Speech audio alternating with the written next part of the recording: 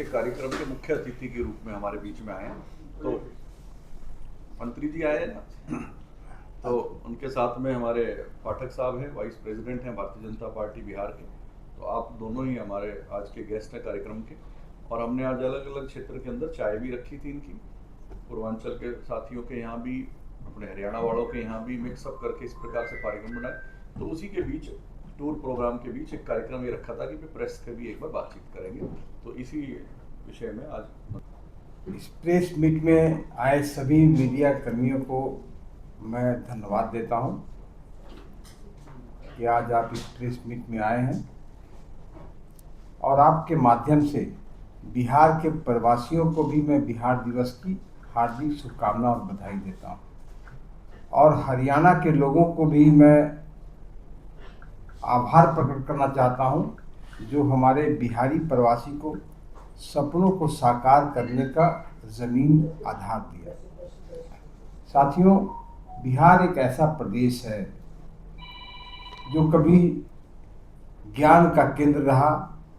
Nalanda university, Vikramshila university एक अलग पहचान देश की बनाई थी। बिहार ऐसा प्रदेश है जहाँ की सम्राट अशोक ने अखंड भारत का निर्माण किया था। बिहार एक ऐसा प्रदेश है जहाँ चाणक्य ने अपने बुद्धि के बल पर पूरे विश्व का दिल जीता था। बिहार वही प्रदेश है जहाँ गुरु गोविंद सिंह ने जन्म लिया था। बिहार वही प्रदेश है जहाँ भगवान गौतम बुद्ध ने ज्ञान लिया था, ज्ञान प्राप्त किया था। बलात्कार बढ़ने लगा और बिहार के लोगों ने सब मिलकर एकजुट होकर उस सरकार को उखाड़ फेंका और नीतीश कुमार के नेतृत्व में एनडीए की सरकार का गठन 24 नवंबर 2005 को हुआ। और उस समय से बिहार धीरे धीरे बढ़ता गया। आज देश का सबसे तेज गति में प्रगति करने वाला राज्य बन गया है। रोडों का जाल बिछ गया, हॉस्पिटल में काफ़ी सफलता मिली उसके बनाने में, उसके उन्नयन में। आज पीएमसीएच देश का सबसे बड़ा 5300 बेड का हॉस्पिटल। कहता हूँ कि बिहार में एनडीए फिर से आ रही है और बहुत बड़े संख्या में हम जीत कर आ रहे हैं। हमारा टारगेट है 225 और वो हम लोग इस बार अचीव करेंगे। क्योंकि मैं आपको बताऊं, जो बिहार की मैं बात कर रहा हूं 90 से 2005 के बीच में, उस बिहार में जीना संभव नहीं था। 5 बजे दरवाजे बंद हो जाते थे। किसी की भी हत्या हो जाना, किसी का अपहरण हो जाना, किसी की माताओं बहनों का बलात्कार हो जाना एक आम बात हो गई। एक मिनट मैं पूरा कर लूं, उसके बाद पूछिएगा। पूरे बिहार के लोगों ने उस लड़ाई में एनडीए का साथ दिया। और जिस क्षेत्र का मैं रहने वाला हूं, बिहार शरीफ का, वहां के लोगों ने कहा इस लड़ाई में आप भी साथ दो, आपकी काफ़ी पॉपुलैरिटी है, आप त्याग पत्र दो और विरक्त समाज सेवा के लिए विधायक में आओ। और मैं 2005 में चुनाव लड़ा और पीछे मुड़ के नहीं देखा। मैं लगातार 5वीं बार वहां से विधायक। कि एनडीए बिहार की तस्वीर और तकदीर जैसे बदल रही है आसमान की ऊंचाइयों को छूने के लिए, इसके अलावे मेरे पास कोई रास्ता नहीं है। नरेंद्र मोदी के नेतृत्व में डबल इंजन की सरकार बनाना है और एनडीए की सरकार बनाना है। मंत्री जी, आजकल मैं उनके बीच में, आज आप यहाँ पधारे हो गुड़गांव में जी, और गुड़गांव में जो आपके बंदे रहे, आपने अभी खुद बोला कि हमारे प्रवासी यहाँ पर रह रहे हैं, उनके लिए क्या लेकर आए आप हमें ये बताओ। मैं तो कह रहा हूँ कि मैंने उनको इतनी सूचनाएं दी। ये तो एक जो है ना संवाद नहीं, एक उभारी है। जिस बिहार का नाम मैं आपको एक आम नागरिक होने के नाते भी कहना चाहता हूँ, 90 से 2000 के बीच में बिहार का नाम काफी बदनाम हो गया था।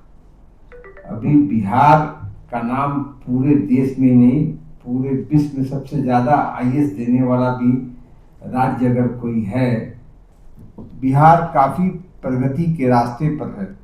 जहां पहले गंगा पर एक ही ब्रिज था, गांधी सेतु ब्रिज, अगर वो जाम हो गया तो रात भर ब्रिज पे हिलाना पड़ता था। अभी ब्रिजों का जाल बिछ गया है माँ गंगा नदी पर।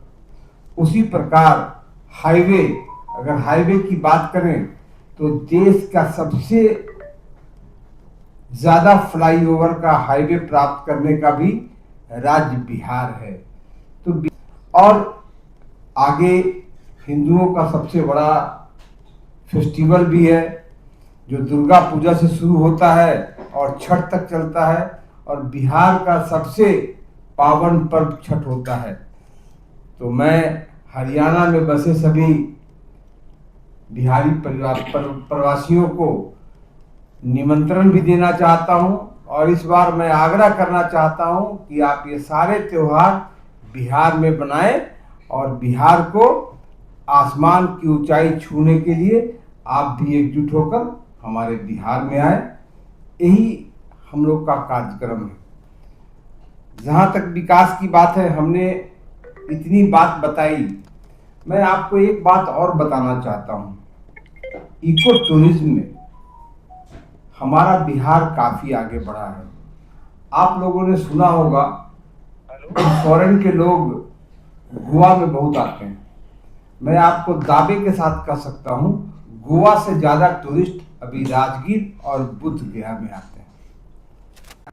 ये मीडिया के माध्यम से मैं आपको बताना चाहता हूँ, और मैं ये भी बताना चाहता हूँ क्योंकि मैं पर्यावरण, वन और जलवायु परिवर्तन विभाग का मंत्री हूँ।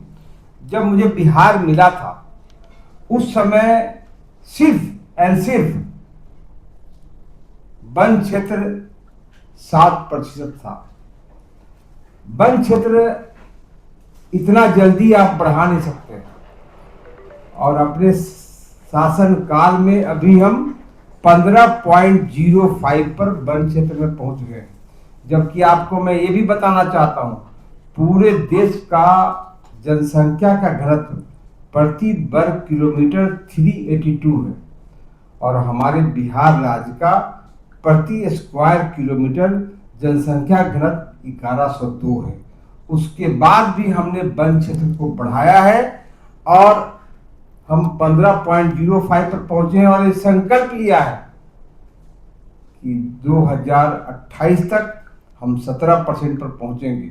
और अभी हमने अपने प्रदेश के लोगों को कहा है, हर रविवार पर्यावरण के नाम, हर रविवार 1 घंटा पर्यावरण को दें, अपने नाम, अपने माता पिता के नाम, अपने परिजनों के नाम, अपने दोस्तों के नाम, अपने गांव वासियों के नाम 1 पेड़ हर रविवार को जरूर लगाएं। बहुत बहुत धन्यवाद। पढ़ाई दिवस के अवसर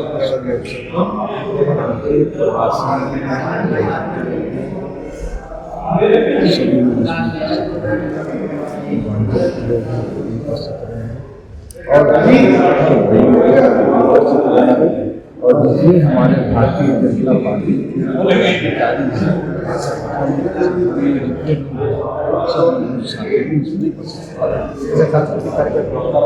सांस्कृतिक कार्यक्रम भी रखा है, लोगों को समाज से